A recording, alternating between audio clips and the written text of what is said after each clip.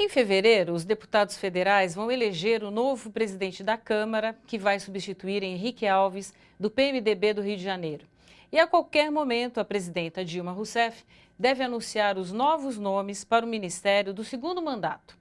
Será que a definição do deputado federal que vai presidir a Câmara influencia na escolha dos ministros? Quem responde é o nosso comentarista político, Paulo Vanucchi. A presidenta Dilma, como todos sabem, envolvida na discussão de montagem do ministério. Já alguns nomes foram apresentados, outros ainda não. Os jornais todos os dias fazem as suas apostas, as suas suposições. Mas, na verdade, o problema político mais importante desse quebra-cabeça da presidenta Dilma é a questão do dia 1º de fevereiro, quando haverá na Câmara dos Deputados a eleição do novo presidente. Há uma candidatura em campo fortíssima de Eduardo Cunha.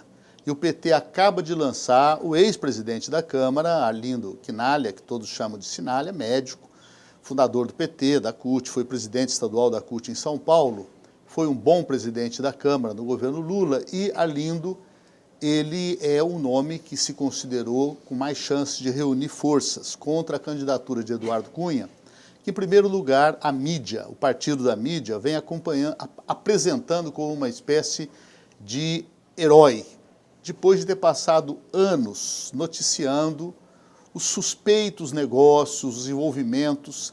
Ele começou a carreira política no PRN de Collor, convidado por ninguém menos do que PC Farias. E a pedido de PC Farias, ele foi o tesoureiro da campanha de Collor no estado do Rio de Janeiro. Em retribuição, ganhou a Telefônica de lá, a Telerge, sucateou a Telerge, como se fez em todos os estados na época, para preparar a privatização. Era a hora das privatizações que Collor começou e Fernando Henrique arrematou. E, sobretudo, Eduardo Cunha é ligado às posições de ultradireita, contra os direitos humanos, o pensamento homofóbico, às vezes racista, as bancadas conservadoras evangélicas, que, em nome de Jesus, agride muitos dos preceitos religiosos que o próprio Jesus anunciou. E ele, nesta campanha do ano de 14, ele foi um cabo eleitoral de Aécio, mesmo sendo do PMDB. E todo mundo comenta que essa força é uma força adquirida através dos tradicionais mecanismos de financiamento de campanha.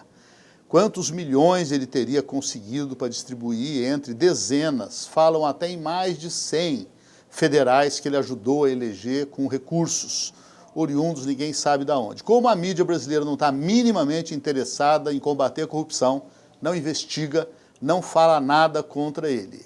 A mídia só está interessada em enfraquecer PT, Dilma, Lula. Então, quando a corrupção envolve governo Dilma, então a bateria é total.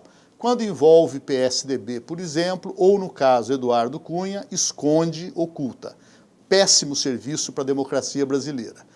Claro que isso é uma parada difícil de resolver, a própria presidenta teria tomado a decisão de aguardar a montagem total do seu ministério, sobretudo a distribuição dos postos que cabem ao PMDB, no sentido de fazer uma espécie de garantia de que, olha, se você ganhar o Ministério de Minas e Energia, o ministério que for apontado, é capaz de mobilizar a nossa base para votar a favor de um candidato a presidente da Câmara que não seja um inimigo declarado, figadal do governo.